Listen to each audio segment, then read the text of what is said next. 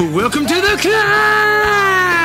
This is a show dedicated to helping singers, songwriters, and indie artists like you create leverage in the music business. Leverage is what you're going to need: a track record, a proof of business to get the record deal, the management deal, the publishing deal, the booking agent, if that's what you want. They need to know that you're already doing it.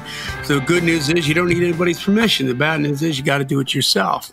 But that's what this show's about. That's why we call it The Climb. C.L.I.M.B, creating leverage in the music business. That's a Baxternym from my good friend and co-host, Mr. Brent Baxter.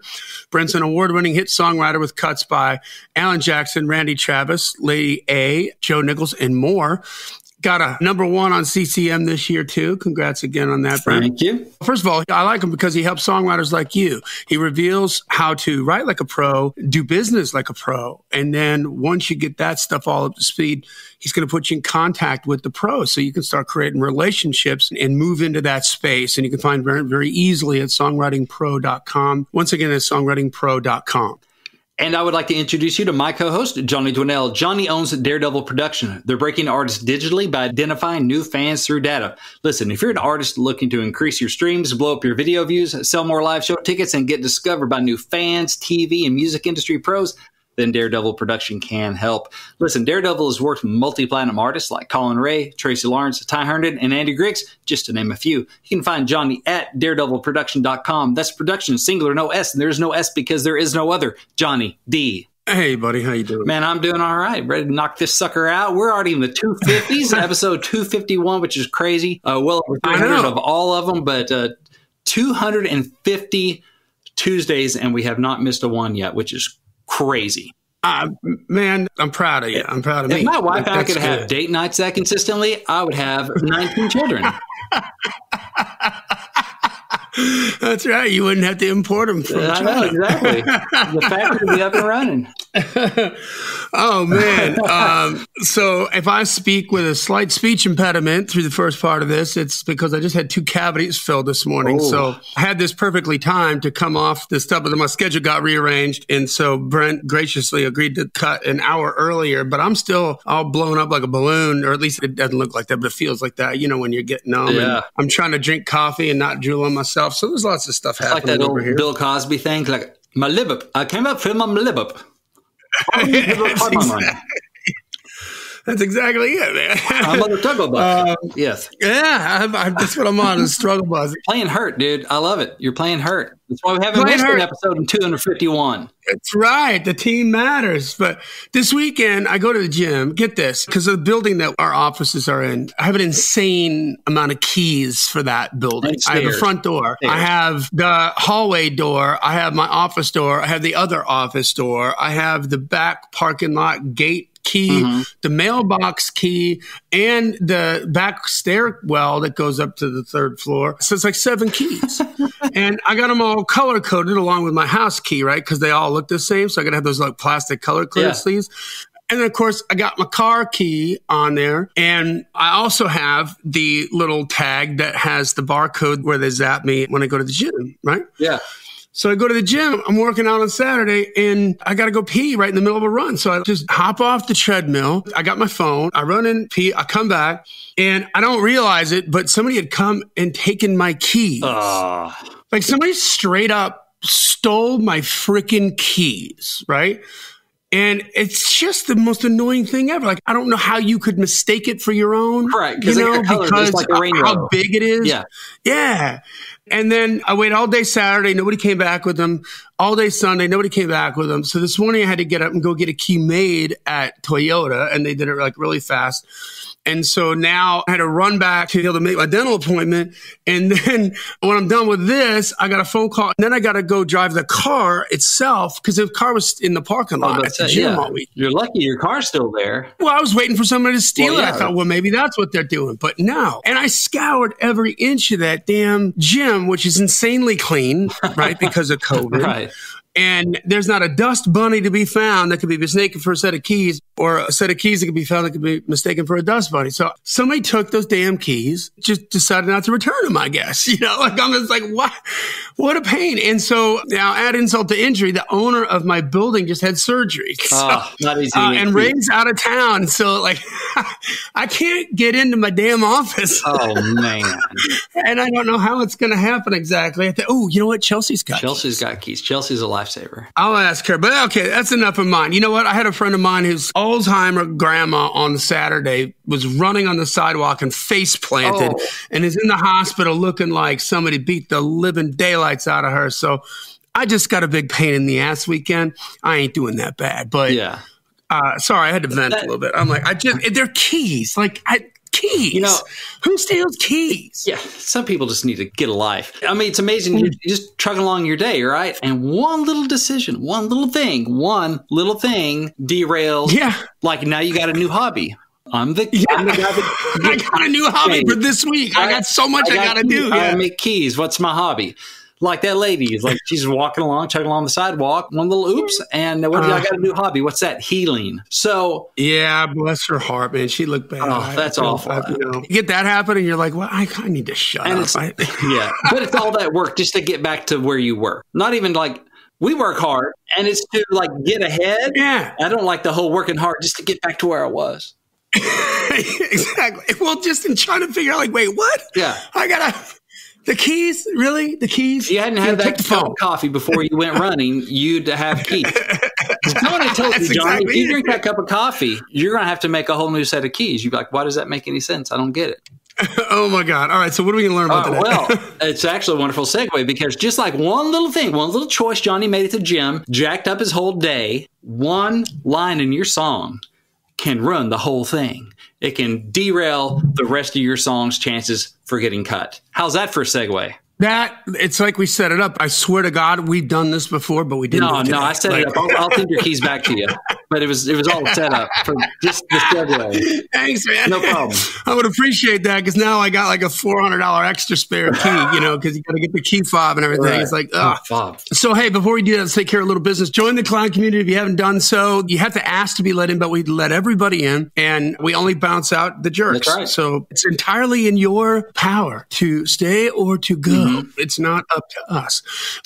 Make sure that you subscribe to the podcast wherever it is that you consume your podcast. Leave a rating and review. We're trying to get to 200 and tell a friend about it. I mean, you give us 30, 40 minutes of your time at least every week. We've been doing it now for almost 5 years where, like you said, we're in episode 251 here. So guys, there's got to be a reason for it. Tell somebody about it and maybe we can help them too. That's right. That is right. And one thing we like to do in the C.L.I.M.B community is every week we post the new Heights segment. So every Wednesday that comes out, it is your brag board. You leave a comment under there. We want to hear your wins because big or small, we love them all. And so I'd like to share a couple of these every week on here. So this one's from Michael Roth. He got named to the NSAI's one to watch list again. So that's like, hey, these writers are doing good things.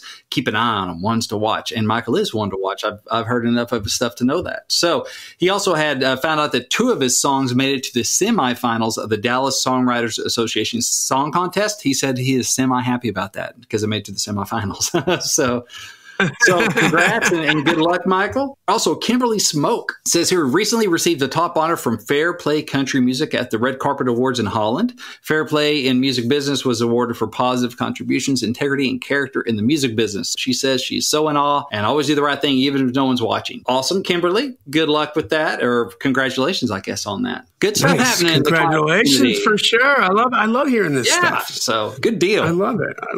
All right, so let's get into it because we got to roll. That's right. All right. So as you may know, each line of your song is important. Every line needs to be on point. Every line needs to point to the central idea, the theme, or the vibe of your song. Every line needs to pull its weight. Each line has a job to do, especially if you want to get cuts. However, and sometimes one single line can mess up your song's chance to get recorded or to connect with the listener. So we're going to dive into some of these today, how a single line can cause your whole song to fail. Dun, dun, dun, as my kids would say. They like to do that. If I say something sounds ominous, they go, dun, dun, dun.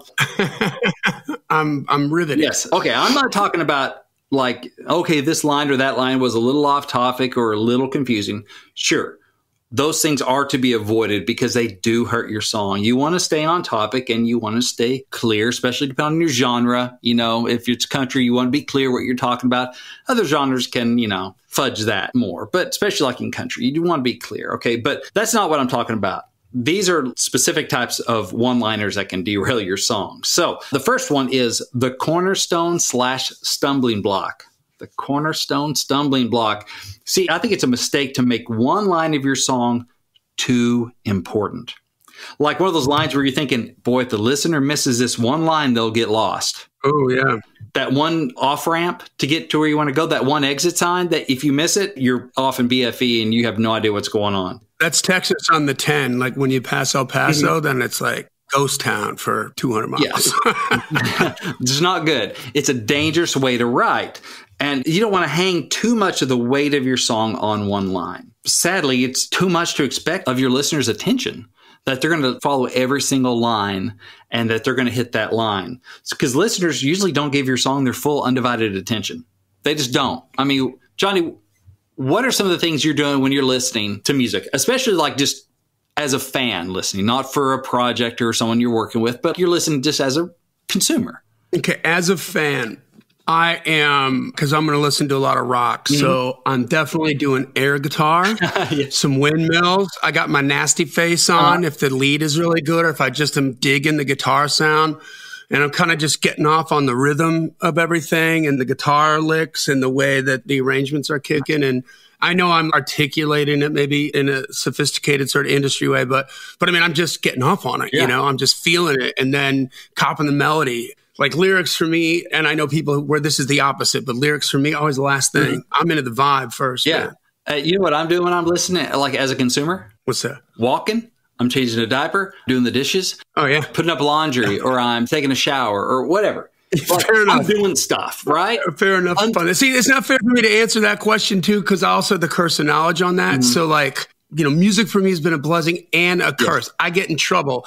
I can be in a conversation, like a really important conversation, and something comes on, and all of a sudden I'm in the mix. Yeah. You know, it's like, hello? Wait, what? Are you ignoring me? In the mix. Like, sorry. Yeah. That's all I do, and it's bad. Yeah. So sorry. My point is, yeah, we do listen differently than most people as writers, not just me and you, but the climbers out there, right? But most people, they're driving, they're on a commute. What if they get cut off in traffic during that one line that they need to get, the cornerstone line? Then it becomes a stumbling block line. They miss their exit on their commute because maybe they really miss their exit. And now they're thinking about that. And they miss that one line in your song, then they're lost, right?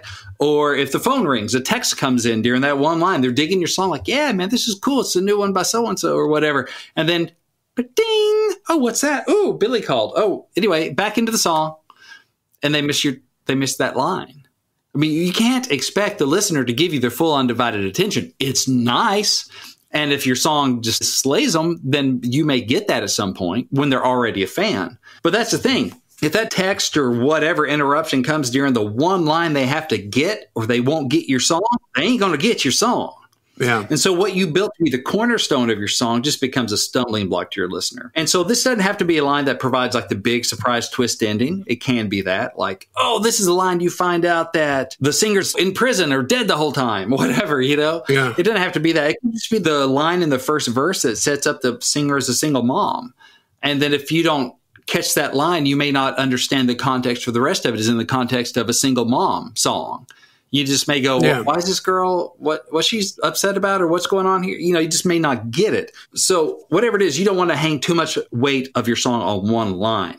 You kind of want to pepper that information throughout your song. You just want to expect and account for the fact that your listener may be kind of coming in and out of your song because attention span or distractions or whatever. So that's the stumbling block cornerstone line. I never thought about that before, but yeah. Yeah, sometimes we can do that. Maybe a little bit. We have the curse of knowledge. So we know what the situation is. We put it in one line. We're moving on. If you read it down, it makes sense. But we just can't expect people to listen that way. It's like walking on ice. You know, if you're walking on an icy lake or whatever, and I'm sure where you're from, you've done this a time or two, right?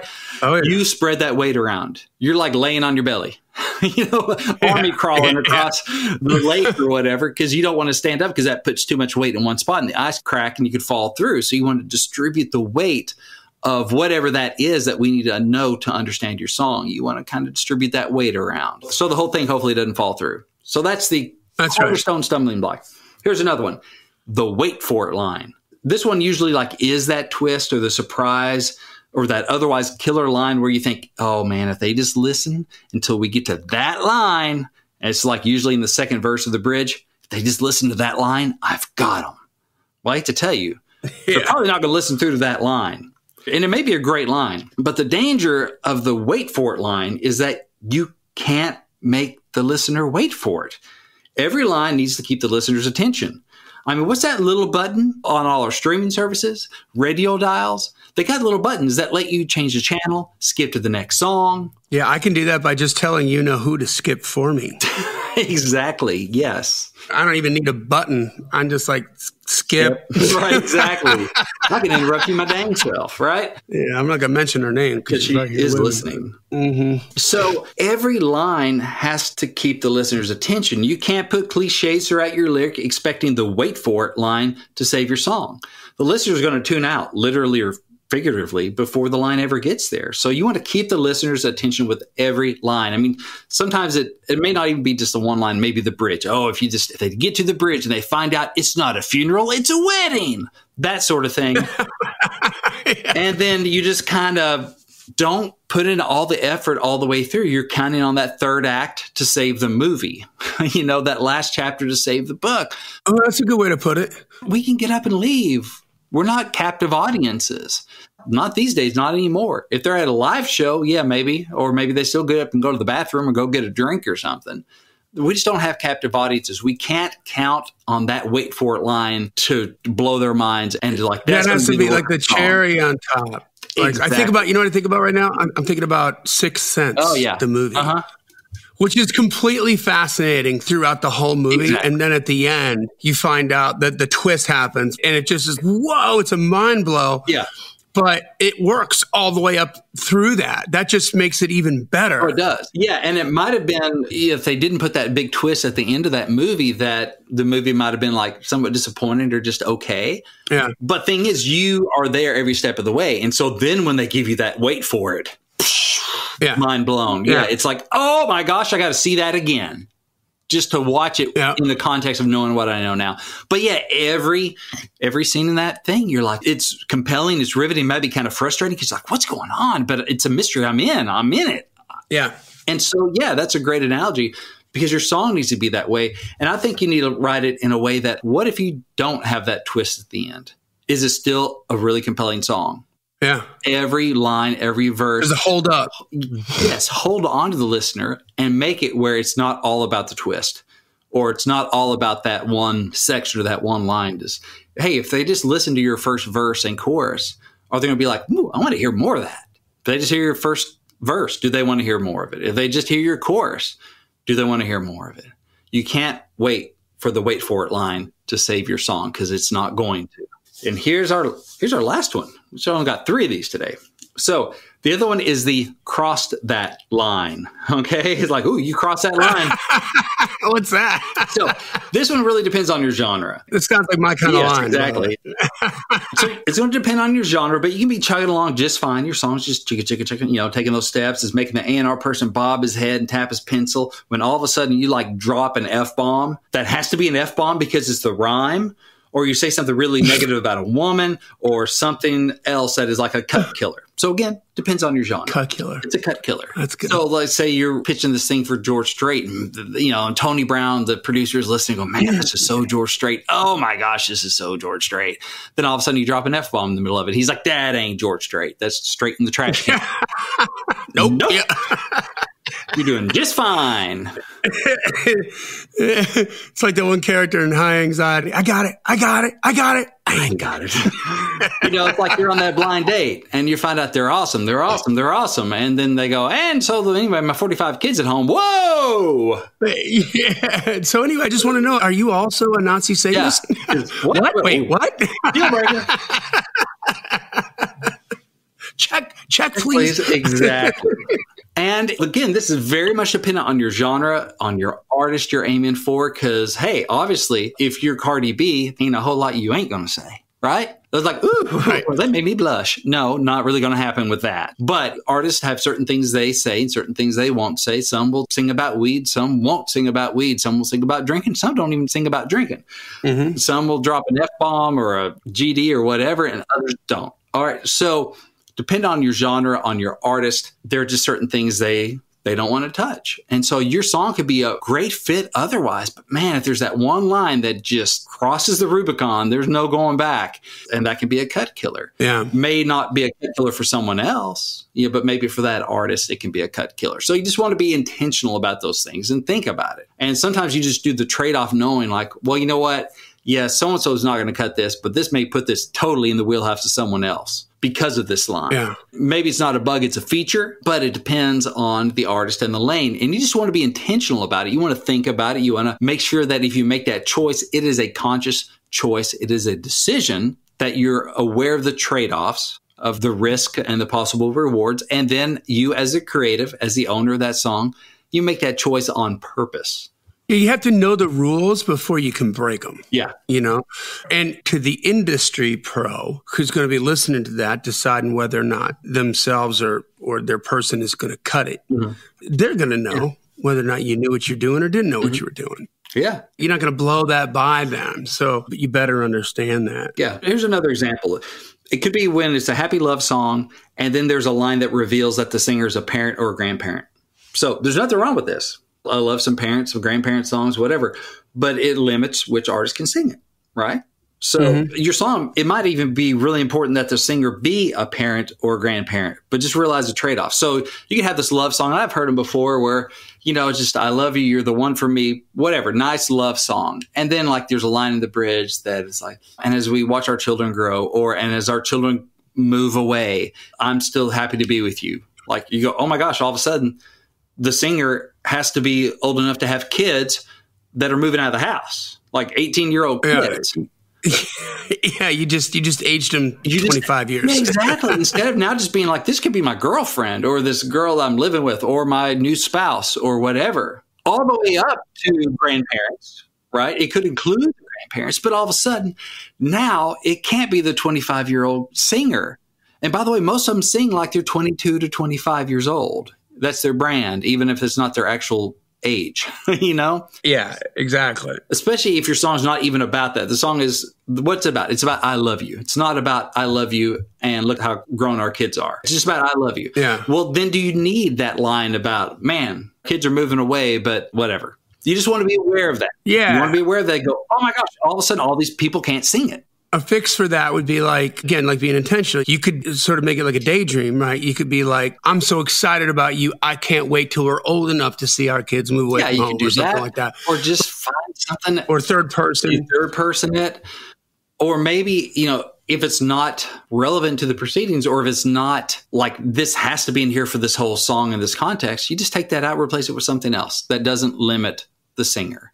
And most of the time, that's probably what it's going to be if it's just one line. Then it means it's not integral to the whole thing. It's like, okay, maybe just take that part out about the kids growing up and replace it with something else lovey-dovey. And I think some of the times how this happens is maybe the writer is just writing their life and they're writing honestly. And they're like, oh, yeah, I'm a 50-year-old songwriter and my kids are moving out now. And I'm just writing my truth and my story and a love song for my wife. And that's awesome. But just be aware that that is definitely limiting who can sing it. And then, again, you make that choice. Is this so important? Because you always got your version of the song to play for your wife, right? For her to go, oh, that's right. You're so sweet. That's how we've made it these 30 years, whatever. And doesn't that make a great story? Well, here's how it was originally written. So you still get to have like all the value from that and what I guess family prestige, that warm thing, the way you really wrote it. But then also you're smart because you twisted up a couple things to make it viable and bigger. So there may be some songs where the whole thing is I'm a parent or our kids are moving away, and that's great. But again, if it's not what the whole song hangs on, like, do I need this in there? You just do the cost benefit analysis. We're going, okay, well, all of a sudden, is this line worth and this thought in here worth excluding all these people that could have sung it otherwise? And then you make a choice as a creative. as the owner of your music business, you make a choice. But that's the big thing I want you to talk about. A couple of them, I think, are technical issues where the wait for it line and the stumbling block cornerstone are like technical things you need to avoid. Just avoid them. The cross that line is really dependent on what your goals are, who your artist is, that sort of thing. So a little bit of a different category for that one. But no, you just have to know the difference, man. You know, I don't think we can say this enough, but this makes me think of something.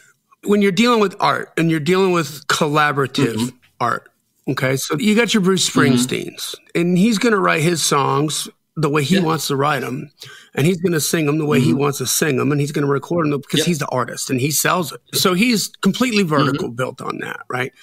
But if you are a writer that is trying to get cuts for somebody else, I mean, I think about the way that Hollywood works in that fashion, right? You have a book, and then somebody takes this book that was absolutely a smash hit, and they write a screenplay for it. So there's adaptations that are made, and they have to cut a bunch of stuff out of the book because obviously you don't have enough time to keep the listener's attention to be as thorough as the book was, right? And so you make this killer movie. And so then the original artist, the book writer, now has to deal with the fact that there's going to be some changes that are made. And then once that screenplay is done, then you've got a director who's going to put their artistic interpretation on the way that it's shot, cut, and all that. You've got your director of photography, like what you see in the foreground, in the background, the focus pullers, all that kind of stuff. It all matters to the feel and the vibe of the movie. And then, of course, the actors, right? And what are they going to bring to a character? And think about if you go and look at some movies where there's been like a series of movies where there's been multiple different actors, right? Like 007 comes to mind, or Batman, or Jack Ryan, right? With the Tom Clancy movies. Vastly different kinds of personalities and ways to interpret what's going on there. And so my point being that songwriters too often as songwriters think like artists incorrectly, right? Like they're like, well, this is the way I got to be true to myself and blah, blah, blah. It's like, well, man, maybe you could sing that and get away with that, but you're limiting, you know, maybe because if your brand is like that and you choose that line, you're throwing a much smaller net. And by the way, you're not an artist, right? You're not the artist. You're something else, right? You're the writer. Yeah, you're an artist, but maybe not the artist that's going to record and make the song a hit. And it's so tricky because it's such a balance, and no one really knows because it is art. Sometimes that I don't give a flying flip what anyone else thinks. This is my truth. I'm going to write it, and it's 100% like me and unique. That might be what makes it win because somebody's like, oh my gosh, that's not anywhere else. That's different, and that's what makes it shine through. Other times that can be what gets it thrown out of the party. You know, we don't know. There are examples of both of like, I went back and I changed some stuff. It's not exactly the truth, but it's the truth, even if it's not exactly the facts. You know, don't let the facts get in the way of the truth. And they win that way. And other times people go, well, I'm just going to write exactly what I'm feeling and I'm going to go there. And sometimes that's what makes it win. We don't know. We're all making this stuff up. But I like to try and get the odds in my favor because on one hand, you don't want to vanilla something down. You don't want to make it so unremarkable because it's so safe. Yeah. Like you don't want that. You got to take some chances. But you also want to be careful about when you're taking your chances, right? But listen to this. You can have your cake and eat it too. You know, the director gets a director's cut, right? Before the distributor gets in on the editing and starts chopping stuff out for time, okay? And certainly there's loads of artists who have released songs that are really, really long that have a single cut for it because they want to try to keep it in that 3.5-minute frame for that. And I think sometimes as artists and as writers, we're naively sort of looking at the way that a song impacted us as it's the only way. It's the recording that we're familiar with, right? But if you go back and listen to like the demo tapes of Van Halen before they got signed, or there's some stuff out there now of the original demo recordings of Guns N' Roses, the structure's different, man. It's vastly different than what ended up on the record. And so you can do one thing on the record and then do it however you want to do it live if you're an artist, right? There's no music Nazis going around saying there can only be one version of that song. So why wouldn't you have all of them? Sometimes I just wonder why people get so hung up on that. Like when you and I talked about the way that you demoed a song where the lyrics could go either way. It could be for a boy or a girl, and it could also be a duet. So you're choosing the key on the demo very carefully so that the guy's going to have to sing a little higher than he would normally like to, and the girl's going to sing a little lower than she would be comfortable doing. But that way you got a key that can meet in the middle. So you only got to record it once, but you can have a male version of it. You can have a female version of it, which might have a few different pronouns in there or whatever. And then also the duet, you know what I mean? So if there's 3 different versions of the same song and you're giving them all the life that they can give, that's just good business. Yeah, it's like we can run all over town as long as stylistically it fits. But we can pitch it male, we can pitch it female, we can send it to groups like Lady A who switch off, or Little Big Town or whatever. It's like, yeah, I love options. I love when that happens. Yeah. The song has to work in each of those cases. But I've done that a couple times. Yeah. And so I just want everybody to be open, like, hey, do it all, you know, like. That's right. So listen, knowing how to avoid these lyrical landmines like these we talked about today can make a big difference in your songwriting. So I think successfully sidestepping them is going to help you write market smart songs and songs that have a competitive advantage in the market. And that's really what we're aimed at today. Like if you're writing for personal fulfillment, do whatever the heck you want. Fulfill yourself. You know, go fulfill yourself. Yeah.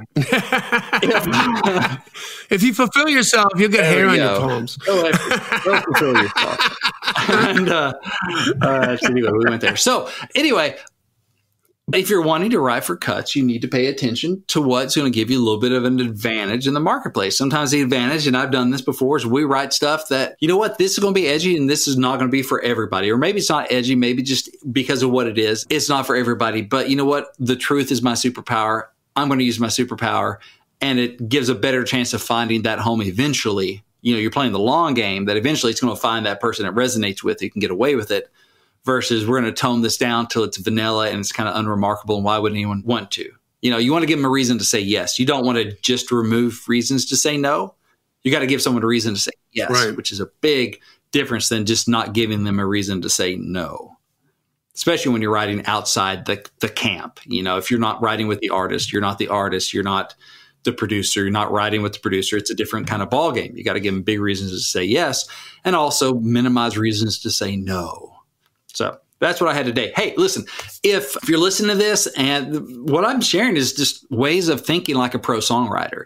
If you want some more of those, I have a free ebook for you. It's called Think Like a Pro Songwriter. You can find it at songwritingpro.com/gift. That is songwritingpro.com/gift. Or if you just go to Songwriting Pro, you look up on the main headline there and it says free gift. You just click on that. But songwritingpro.com/gift.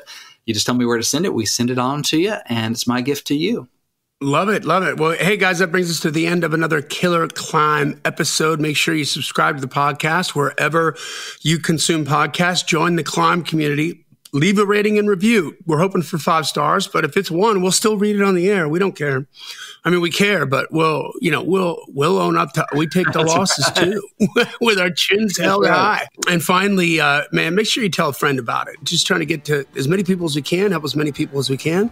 And that's why we're here. This podcast exists because we want you to win. So keep on climbing. And we'll see you at the top.